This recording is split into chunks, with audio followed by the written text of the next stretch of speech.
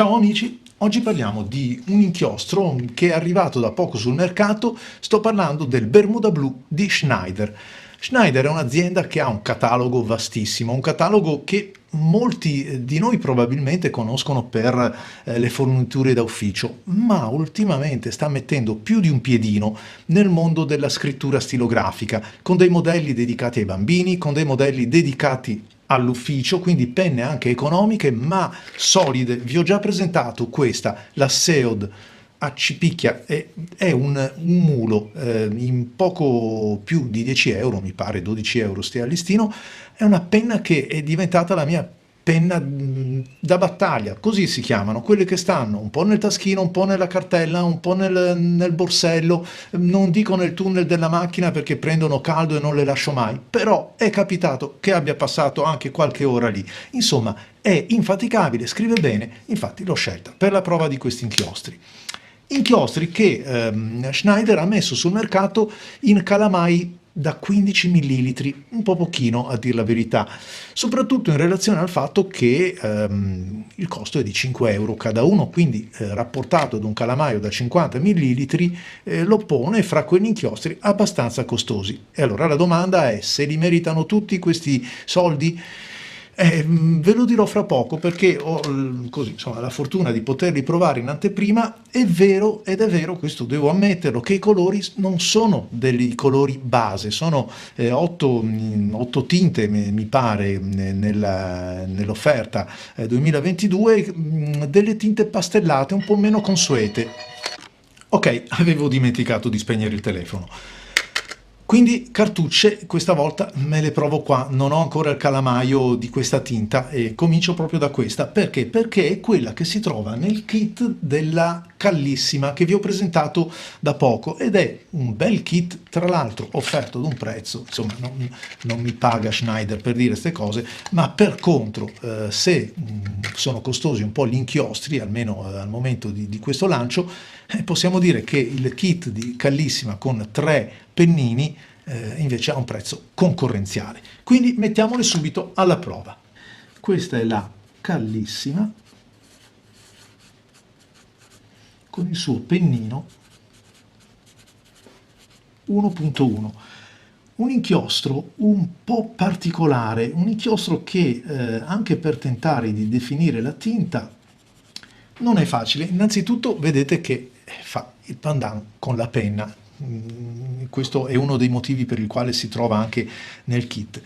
Lo definirei innanzitutto un colore pastello ed infatti Schneider ci mette proprio sull'avviso dicendo sono delle tinte pastello, tutte quelle che vanno dal rosa al violetto, compreso questa, che so, questa acquamarina, questo ottanio desaturato, pastellato, che strizza un po' l'occhiolino anche al giada. Non saprei definirlo, non saprei definirlo meglio. Lo provo sul pennino, invece quello è un tratto medio, diciamo, della Schneider. Shield Shiny, che vi ho detto è diventata la mia stilografica da battaglia perché scrive così bene ed è un inchiostro che mantiene le sue caratteristiche anche con un tratto fine medio come quello della Seod, però trovo che il meglio di sé lo dia con in quanto a tinta, con un pennino un pochettino più corposo. Però c'è anche un'altra cosa da dire, che sono inchiostri, man mano che li sto provando, che non sono particolarmente oleosi, non hanno una base viscosa così pronunciata, anzi sono inchiostri che tendenzialmente sono piuttosto asciutti. Asciutti, sì, asciutti, io parlo, scrivo e poi sbaglio, sono asciutti al punto che potrebbero ridurre anche significativamente il flusso nativo, il flusso nativo dell'alimentatore. Oggi sono diventato veramente... Oh, ce l'ho fatta! Il flusso nativo dell'alimentatore, e quindi non è un inchiostro, per esempio questo qua, che consiglierei a quelle penne che hanno delle caratteristiche di flusso un po' magro, ma piuttosto a quelle che hanno un flusso abbondante. Allora in questo caso si riesce a compensare e quindi si ottiene effettivamente un inchiostro anche bello dal punto di vista della sua tonalità, che come ripeto è un pastellato, si vede benissimo, ma ha una sua fittezza, ha una sua capacità coprente, perché il pigmento è senza dubbio di qualità, ma ripeto tendente ad essere un pochettino asciutto. L'ho messo alla prova anche su altre carte dove, rispetto a Rhodia che ha una finitura liscia, a volte sulle carte meno patinate fatica un po' di più sui pennini sottili, ad esempio, mentre invece su quelli più larghi, come questo corsivo che abbiamo provato prima,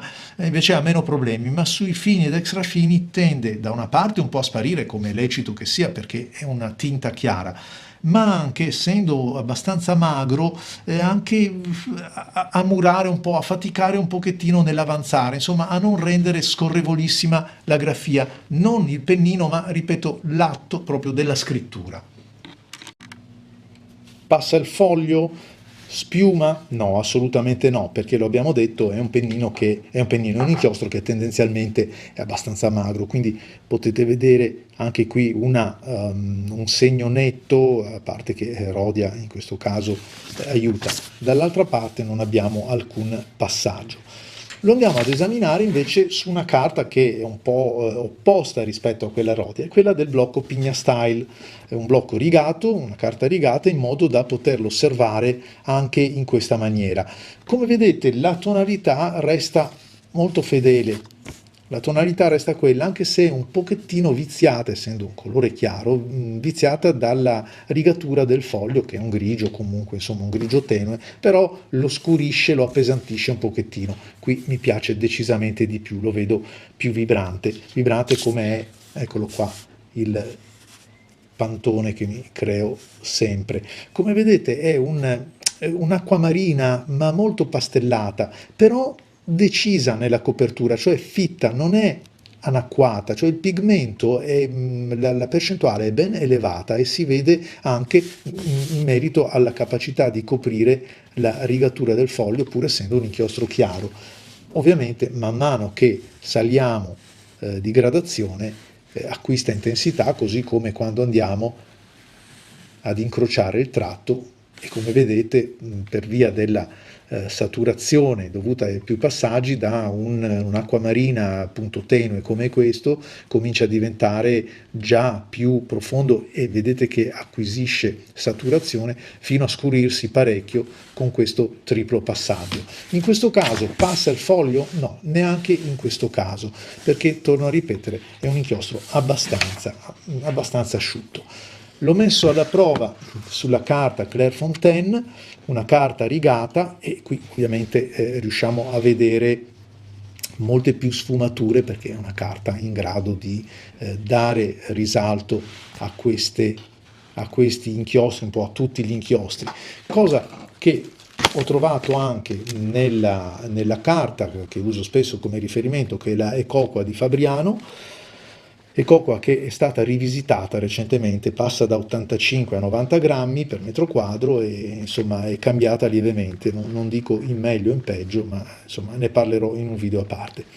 Come vedete c'è una bella capacità di andare a enfatizzare il flusso su un pennino, ovviamente come questo che era da 1:1, e anche delle sfumature che ovviamente spostano un pochino quello che è il colore primario, perché essendo un po' giallina, avoriata la carta di Ecoqua, vedete che si perde un po' lo stacco che invece sulla carta, eccola qua, di Rhodia, che è l'Uni Blanc, vedete dà molto maggior contrasto a questo inchiostro.